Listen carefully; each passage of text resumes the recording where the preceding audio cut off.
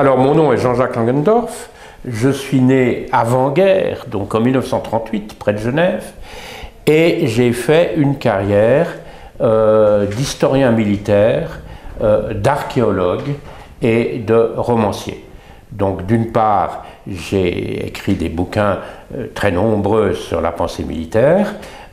Entre autres, je suis le biographe du général Dufour, et nous le trouvons précisément dans sa villa actuellement.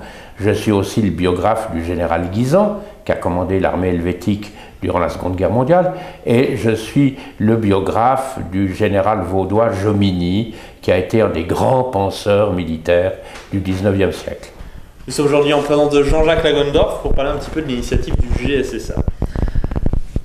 Monsieur Langendorf, quel est votre point de vue déjà sur cette initiative pour laquelle on va devoir voter en septembre prochain?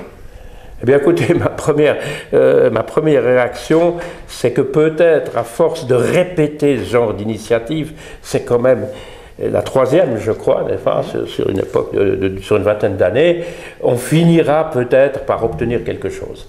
C'est ce qu'on appelait pendant la guerre la tactique du salami. D'abord, on coupe par petites tranches.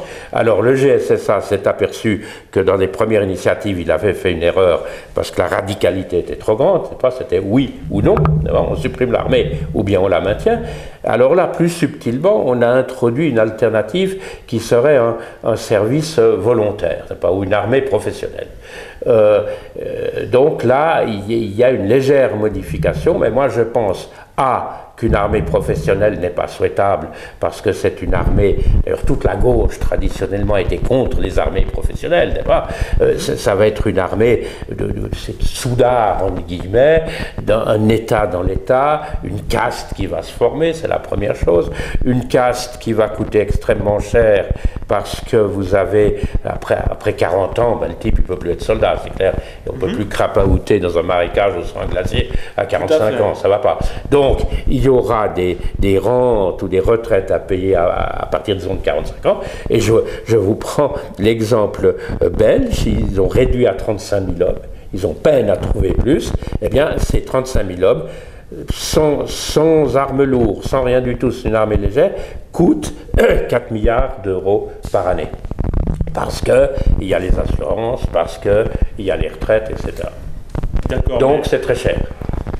Alors, quel est un petit peu, qu'est-ce que vous proposez par rapport à ça? Est-ce que vous pensez qu'on doit continuer comme aujourd'hui à envoyer, on va dire, tous les jeunes de 18 ans au recrutement, puis à l'école de recrue pendant 18 semaines? On a vu là, il y a quelques jours, si je ne me trompe pas, qu'il y a le chef de l'armée qui a proposé que quelques universités et quelques collèges déplacent leurs examens et la rentrée pour pouvoir caler une école de recrue entre deux. Oui. Est-ce que c'est pas un petit peu un comble finalement que ce soit l'armée qui demande aux universités de décaler leur programme? Est-ce que l'armée pourrait pas dire simplement on coupe, je sais pas, l'école de recrue en deux peut-être pour... Elle pourrait, ça je suis d'accord avec vous, ça c'est une question de tactique, d'organisationnel, d'opportunité, mais ça ne milite pas nécessairement contre l'armée. Non, mais je pense que, comme vous dites, tous vont faire du service. Non, puisqu'on a réduit, et ça on ne peut plus bouger ce point, on a réduit l'armée à 100 000 hommes, j'ai dit de 750 000 à 100 000, donc une réduction absolument draconienne, et alors fatalement il y a, si vous voulez, je mets toujours des guillemets bien entendu, du déchet par rapport à ces 100 000. Il y en a beaucoup qui seront repoussés, qui sont refusés. C'est pour ça que moi je vais plus loin en disant qu'il faudrait quand même avoir des listes de tous les gens qui ont été convoqués mais qui n'ont pas été pris pour savoir exactement quelle est leur spécialité. C'est ça qui est important. Donc s'il y a un tas de crises, un problème de cyberguerre, un problème de problème de barrage qui pète, tout ce que vous voulez, 100 000 hommes, ça ne suffit pas. On peut faire venir un électronicien, on peut faire venir un cyberticien, et ainsi, c'est beaucoup plus souple. Une solution souple. D'accord. Mais dans ce cas-là, finalement, ça voudrait dire qu'on laisserait plus ou moins le choix quand même, parce qu'il y a quand même une notion de choix dans ce que vous dites. le déchet, on va dire, je sais pas, prenons l'exemple du canton de Genève. Mettez des guillemets autour de déchet. Le déchet, entre guillemets, c'est à peu près 50% des jeunes. Tout à fait. Mais attention. Donc est-ce que 50% des jeunes ne sont pas aptes à l'armée ou c'est simplement qu'ils n'ont pas envie de le faire? Non, je crois qu'on place les critères très très hauts maintenant pour éliminer précisément. Pour éliminer, on place les critères très très hauts. Et effectivement, il y a plus que 50% qui est apte à l'armée, c'est clair. Mais il faut s'en tenir à ces 100 000. Donc il faut éliminer, il faut faire une espèce de grande réserve potentielle, si vous voulez. D'accord, et le service civil, du coup, vous êtes, contre non, je suis pour le service civil, donc le choix, et je suis aussi alors pour le service militaire, modèle norvégien ou modèle israélien, des femmes. D'accord.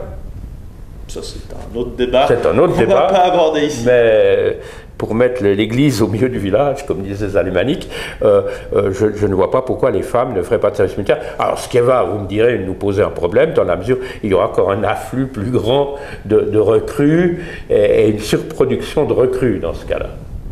Au moins, c'est vrai que tout le monde serait logé à la même enseigne. À la même enseigne, voilà. Eh bien, merci. Je vous en prie.